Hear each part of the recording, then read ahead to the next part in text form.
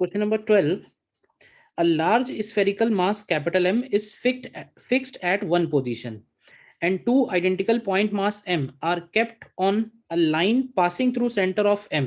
तो ये दोनों स्मॉल m रखे हुए हैं और ये कैपिटल M जो कि अपनी जगह पे फिक्स है, ठीक है। The point masses are connected by a rigid massless rod of length L, यानी ये जो पॉइंट मासेस हैं ये आपस में कनेक्टेड हैं by a rigid massless rod, ठीक है, जिसका लेंथ हो गया L.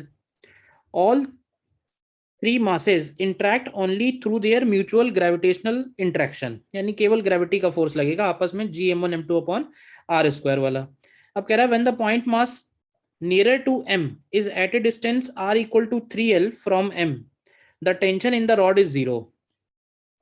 ठीक है, अब देखो होगा क्या, ये तो क्योंकि फिक्स है, कैपिटल M जो है वो फिक्स है, तो इसका मतलब है कि इन दोनों के पास कुछ ना कुछ एक्सीलरेशन होगा टुवर्ड्स कैपिटल M. अब ध्यान रखना कि हमें किसी एक का भी अगर FBD बनानी है तो उसमें हमें बाकी दोनों की वजह से फोर्सेस लेने पड़ेंगे.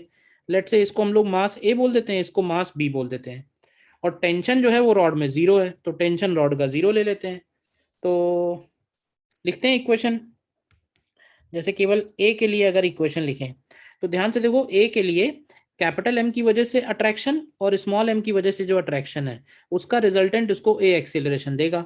तो हम लोग डायरेक्टली लिख सकते हैं, देखो G small m capital M upon r square की जगह ध्यान से देखो तो 9l स्क्वायर हो जाएगा, ठीक है, minus G m square m1 m2 upon r square, तो ये l स्क्वायर होगा. This is equal to mass into acceleration. तो ये हो गई इक्वेशन 1 A के लिए. ऐसे ही अगर हम इक्वेशन लिखें B के लिए, तो B के ऊपर ध्यान से देखोगे तो दोनों फोर्सेस इसी तरफ लग रहे हैं, तो दोनों फोर्सेस ऐड हो जाएंगे.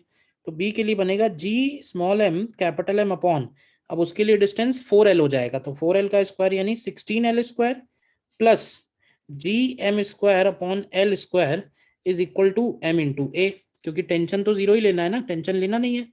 तो बस इन दोनों इक्वेशंस को एक काम करो, डिवाइड कर दो या इनका लेफ्ट हैंड साइड इक्वल कर दो, तो देखो क्या मिलेगा.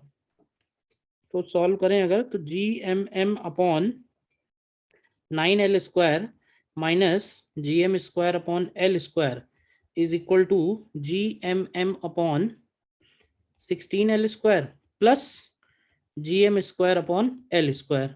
तो देखो g small m l square, g small m l square, g small m l square and g small m l square cancel हो गया.